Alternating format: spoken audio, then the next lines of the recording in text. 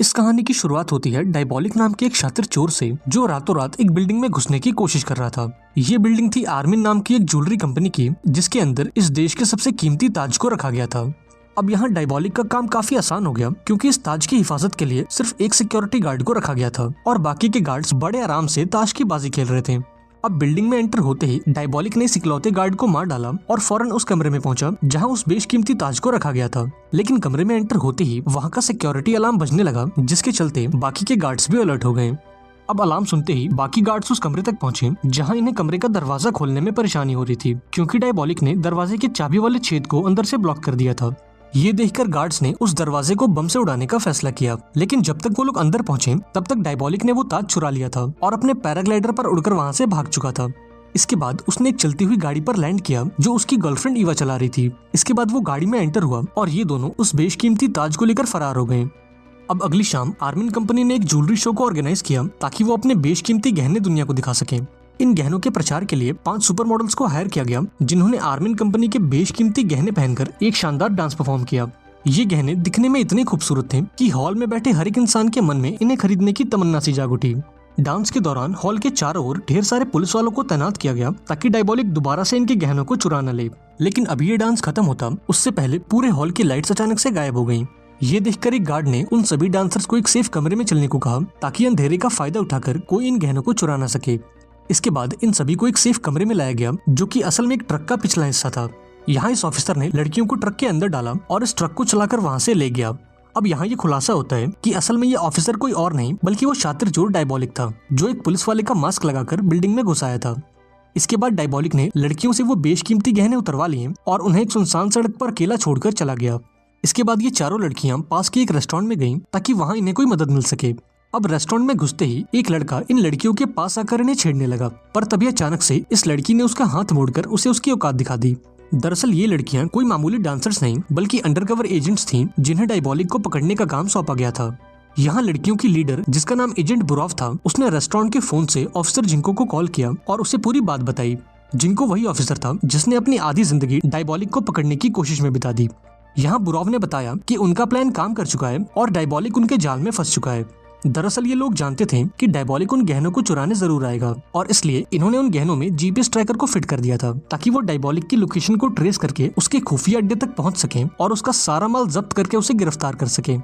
अब इस बात से अनजान ईवा और डायबॉलिक अपने खुफिया अड्डे पर पहुंचे, जो कि एक बड़े से पहाड़ के अंदर बना हुआ था। अंदर आकर इन्होंने अपने चोरी का सारा माल बाहर निकाला और अपनी इस जीत को सेलिब्रेट किया। अब इस चोरी के बाद इन दोनों के पास काफी पैसे हो गए थे, जिससे ये अपनी बाकी की जिंदगी बड़े ही आराम से गुजार सकते थे।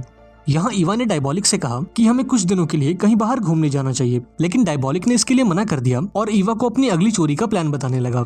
इधर जिंको अपनी टीम के साथ डायबॉलिक की तलाश में निकला और जीपीएस लोकेशन को फॉलो करते हुए वो इस खुफिया अड्डे तक पहुंच गया। लेकिन सामने एक बड़ी सी चट्टान को देखकर ये सभी काफी कंफ्यूज हो गए, क्योंकि जीपीएस का सिग्नल तो चट्टान के अंदर से आ रहा था। यहाँ जेंको ने उस चट्टान को बड़े ही ध्यान से देखा और अपने साथियों से उस पर एक डायनामाइट लगाने को कहा। इसके बाद जब धमाका हुआ तो इन्हें एक पतली सी सुरंग दिखाई दी जो सीधा डायबॉलिक के खुफिया अड्डे पर जाती थी। इधर डायबॉलिक और ईवा ने भी सीसीटीवी कैमरे में ये सारा नजारा देख लिया और अपना चोरी का सारा माल वहीं छोड़कर एक खुफिया रास्ते से भाग निकले। जब जेंको अपनी टीम को लेकर अंदर आया तो उसे डायबॉलिक और ईवा कहीं नहीं मिले, लेकिन तभी उन्हें वो खुफिया रास्ता दिखा और वो भी इन दोनों का पीछा करने लगे। अब भागते भागते ईवा का पैर कुछ पत्थरों के बीच फंस गया, जिसके बाद उसने डायबॉलिक से मदद मांगी, लेकिन जेंको को करीब आता देख डायबॉलिक ने ईवा को वहीं छोड़ दिया और फौरन वहां से भाग निकला। अब डायबॉलिक के इस धोखे से ईवा का दिल पूरी तरह से टूट गया और उसने अकेले ही अपने पैर को बाहर निकालने की कोशिश की, लेकिन जब तक उसने खुद को आजाद किया तब तक जेंको उसके काफी करीब पहुंच गया था। अब ईवा के पास कोई और चारा नहीं था, इसलिए वो एक चट्टान के ऊपर गई और नीचे बहती हुई नदी में छलांग लगा दी और इस तरह से डायबॉलिक और ईवा एक बार फिर जेंको के हाथ से निकल गए। इसके बाद जेंको की टीम ने डायबॉलिक के खुफिया अड्डे की तलाशी ली, जहां इन्हें ढेर सारी बेशकीमती चीजें मिली, जैसे कि ढेर सारा सोना, करोड़ों की पेंटिंग्स, ज्वेलरीज और भी बहुत कुछ। तभी जेंको को शहर के बाहर बनी एक पुरानी बिल्डिंग का नक्शा मिला, जो शायद से डायबॉलिक और ईवा का दूसरा अड्डा था। इसके बाद जेंको फौरन उस नक्शे वाली जगह पर पहुंचा और अपनी टीम के साथ मिलकर इस पूरे बिल्डिंग की तलाशी ली। इस दौरान एक ऑफिसर ने गलती से एक खुफिया दरवाजा खोल दिया जो सीधा बिल्डिंग के बेसमेंट में जाता था। अब बेसमेंट में आकर इन्होंने देखा कि ये वही जगह थी जहां डायबॉलिक अपने मिशंस के लिए अलग अलग किस्म के मास्क बनाता था। यहाँ जेंको ने अपनी टीम से किसी भी चीज को हाथ लगाने से मना कर दिया, क्योंकि उसे पूरा यकीन था कि डायबॉलिक अपने अगले मिशन से पहले यहाँ जरूर आएगा। अब अगले सीन में हम एल्टिया नाम की एक लेडी को देखते हैं जो कि वेलेंबर्ग शहर की रानी थी और ऑफिसर जिंको की गर्लफ्रेंड भी। इसके बाद वो जिंको से मिलने पहुंची, जहां बातों बातों में ही उसने अपनी शादी की बात छेड़ दी। इस पर जिंको ने कहा कि जब तक वो डायबॉलिक को पकड़ नहीं लेता तब तक वो ये शादी नहीं कर सकता। अब एल्टिया भी इस बात को जानती थी कि डायबॉलिक को पकड़ना जिंको का सबसे बड़ा मिशन है, इसलिए उसने जिंको का साथ दिया और शादी के लिए थोड़ा वेट करने का फैसला किया। इसके बाद उसने जिंको को अपनी पार्टी में इनवाइट किया, जहां वो अपना बेशकीमती नेकलेस पहनने वाली थी और इसलिए वो चाहती थी कि जिंको भी इस पार्टी में मौजूद रहे ताकि वो उसकी और उसके नेकलेस की हिफाजत कर सके। अब उस रात डायबॉलिक अपने खुफिया अड्डे पर पहुंचा, जहां दीवार में एक माइक लगाकर उसने अंदर मौजूद पुलिस वालों की बातें सुनी। पुलिस वाले अपनी ड्यूटी को चेंज कर रहे थे और अब पहरा देने की बारी ऑफिसर रोलर की थी। थोड़ी देर बाद डायबॉलिक ने बेसमेंट का दरवाजा खोल दिया और ये देखते ही एजेंट रोलर ने उस पर गोलियों की बारिश कर दी। हालांकि डायबॉलिक पर इसका कोई असर नहीं हुआ, क्योंकि इन दोनों के बीच में कांच की एक मोटी सी दीवार मौजूद थी। अब गोलियों की आवाज को सुनकर वहां मौजूद सभी ऑफिसर्स अलर्ट हो गए और फौरन बिल्डिंग के बेसमेंट में पहुंचे। यहाँ उन्होंने देखा कि रोलर जमीन पर बेहोश पड़ा है और डायबॉलिक अपनी मास्क वाली मशीन को चुराकर भाग चुका है। अब जब जेंको को ये बात पता लगी तो उसे अपने साथियों पर काफी गुस्सा आया, क्योंकि इनके रहते हुए डायबॉलिक उस बिल्डिंग के अंदर घुसा और इनके नाक के नीचे से वो मास्क वाली मशीन चुरा ले गया। अब अगले दिन जेंको के आला अफसरों ने उसे आगे के मिशन की प्लानिंग के लिए बुलाया। अभी ये लोग बातें कर ही रहे थे कि तभी इनके पास ईवा का कॉल आता है। ईवा इनसे कहती है कि मैं डायबॉलिक को पकड़ने में पुलिस की मदद करूंगी, पर इसके बदले में मुझे मेरी आजादी की गारंटी चाहिए। मेरी शर्त यह है कि आप मेरे ऊपर लगे सारे इल्जामों को खारिज करोगे और मुझे सही सलामत एक दूसरे देश में भेजोगे। यहाँ ईवा ने इन्हें सोचने के लिए आधे घंटे का समय दिया और फोन कट कर दिया। यहाँ जेंको के सीनियर को यह ऑफर पसंद आया और उन्होंने जेंको से इस पर अमल करने को कहा, क्योंकि अब पानी सर के ऊपर जा चुका था और इन्हें किसी भी कीमत पर डायबॉलिक को पकड़ना था। हालांकि जेंको इस बात से सहमत नहीं था और वो डायबॉलिक के साथ साथ ईवा को भी पकड़ना चाहता था। इसके बाद उसने अपने साथियों को एक प्लान बताया कि जब अगली बार ईवा मुझे कॉल करेगी तो मैं उसे अपनी बातों में उलझा कर रखूंगा और इस मौके का फायदा उठाकर तुम उसकी लोकेशन को ट्रेस कर लेना और हम उस तक पहुंचकर उसे गिरफ्तार कर लेंगे। अब आधे घंटे बाद जब ईवा ने जेंको को कॉल किया तो वो उसे अपनी बातों में उलझाने लगा और इस दौरान पुलिस की एक टीम ईवा की लोकेशन को ट्रेस करके उस तक पहुंच गई। उन्होंने देखा कि ईवा किसी खुफिया अड्डे से नहीं बल्कि सड़क किनारे बने एक फोन बूथ से कॉल कर रही थी। अब ईवा ने भी पुलिस को अपनी तरफ आते देख लिया और बड़ी सफाई से वहां मौजूद एक सुरंग से 9-2-11 हो गई और इस तरह से जेंको का प्लान एक बार फिर से फेल हो गया। इधर दूसरी तरफ एलेना नाम की एक लेडी ऑफिसर डायबॉलिक के अड्डे से मिले सामान की जांच कर रही थी और इस दौरान उसने ये नोटिस किया कि उन गहनों में से एक ब्रेसलेट कहीं गायब है। इसके बाद उसने जेंको को कॉल करके इसकी जानकारी दी और जेंको फौरन समझ गया कि वो ब्रेसलेट जरूर ईवा ने पहना होगा और इसका मतलब ये था कि वो अभी भी उसकी लोकेशन को ट्रेस कर सकते थे, क्योंकि ये वही गहने थे जिसमें उन्होंने जीपीएस डिवाइस को फिट किया था। यहाँ जेंको का अंदाजा सही निकला और जीपीएस को यूज करके पुलिस को ईवा की लोकेशन मिल गई। इसके बाद एजेंट रोलर फटाफट से उस लोकेशन पर पहुंचा और ईवा के सर पर बंदूक तान दी। रोलर अपनी गलतियों को सुधारना चाहता था, क्योंकि पिछली बार डायबॉलिक ने इसे बेहोश करके वो मास्क वाली मशीन चुरा ली थी, लेकिन अभी वो कुछ करता उससे पहले ईवा ने उस पर हमला करके उसकी बंदूक छीन ली और पुलिस की गाड़ी चुराकर भाग गई। जब जेंको लोकेशन पर पहुंचा तो उसने रोलर को जमीन पर गिरा हुआ पाया और तो और इस मंदबुद्धि ने ईवा के हाथ से वो ब्रेसलेट भी निकाल लिया था। इसके बाद पुलिस डिपार्टमेंट ने रोलर को फील्ड मिशन पर जाने से मना कर दिया और अब उसे एजेंट एलेना के साथ मिलकर चोरी के माल की जांच करनी थी। इधर जेंको के आला अफसरों ने उसे ऑर्डर्स ना मानने के लिए काफी डांट लगाई और उसे आखिरी वार्निंग दी कि अगर उसने ऑर्डर्स का उल्लंघन किया तो उसे इस केस से हटा दिया जाएगा। अब जेंको के पास कोई और चारा नहीं था, इसलिए उसने ईवा के साथ मिलकर डायबॉलिक को पकड़ने का फैसला किया। इसके बाद उसने अखबार के जरिए ईवा के लिए एक सीक्रेट मैसेज भिजवाया, जिसे पढ़कर ईवा ने उसे कॉल किया और इन दोनों ने शाम को मिलने का प्लान बनाया। उस शाम ईवा ने जेंको को बताया कि डायबॉलिक हर हाल में अपना चोरी का माल वापस पाना चाहता है, इसलिए हमें अंडरवर्ल्ड में ये बात फैलानी होगी कि पुलिस चोरी का सारा माल किसी सेफ जगह पर शिफ्ट करने वाली है। जब डायबॉलिक को इस बात की खबर लगेगी तो वो अपना चोरी का माल वापस लेने जरूर आएगा।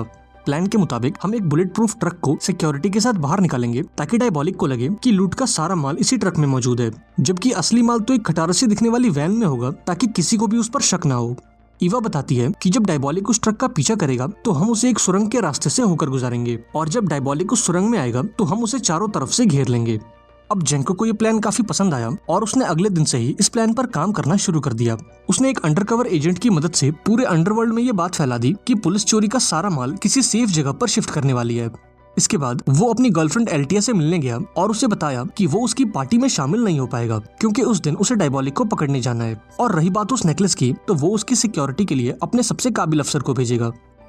फाइनली वो दिन आ ही गया जब जेंको इस प्लान को अंजाम देने वाला था। इधर दूसरी तरफ एल्टिया ने पार्टी के लिए शहर की सबसे काबिल मेकअप आर्टिस्ट को बुलाया और पार्टी में जाने के लिए तैयार होने लगी। इधर मिशन के लिए कमांडोज की एक टुकड़ी बनाई गई और उन्हें डायबॉलिक को पकड़ने का पूरा प्लान समझाया गया। इसके बाद ऑफिसर ने सभी से पूछा कि वो असली माल वाली खटारा वैन कौन चलाएगा। यहाँ रोलर कहता है कि असली माल वाली गाड़ी वो चलाएगा क्योंकि वो अपनी पुरानी गलतियों को सुधार कर खुद को साबित करना चाहता है। यहाँ एलेना ने उसे रोकने की काफी कोशिश की, लेकिन रोलर इसके लिए नहीं माना और खुद उस गाड़ी को चलाने का फैसला किया।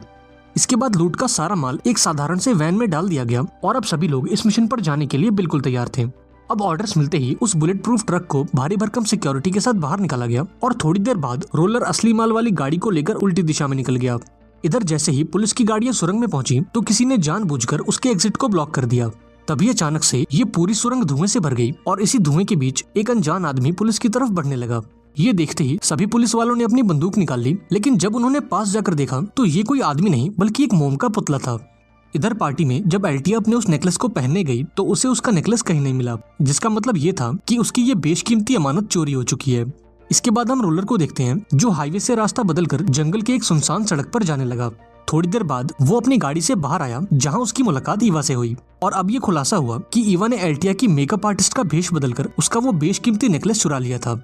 इसके बाद रोलर ने भी अपने चेहरे से मास्क हटाया जो असल में रोलर नहीं बल्कि वो शातिर चोर डायबॉलिक था।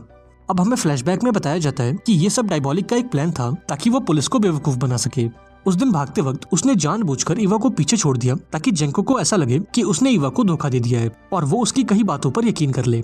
उधर जब ईवा पानी में कूदी तो वो एक खुफिया रास्ते से होकर बच निकली।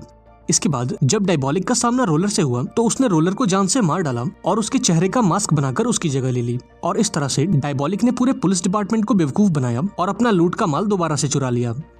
इधर जब जेंको को ये बात पता लगी तो वो पूरी तरह से टूट गया क्योंकि ना तो वो डायबॉलिक को पकड़ सका और ना ही एल्टिया का वो नेकलेस बचा सका। इधर ईवा और डायबॉलिक ने लूट का सारा माल चुराकर ये शहर छोड़ दिया और एक नए शहर में अपनी एक नई जिंदगी शुरू की और इसी के साथ ये शानदार मूवी यहाँ पर एंड हो गई।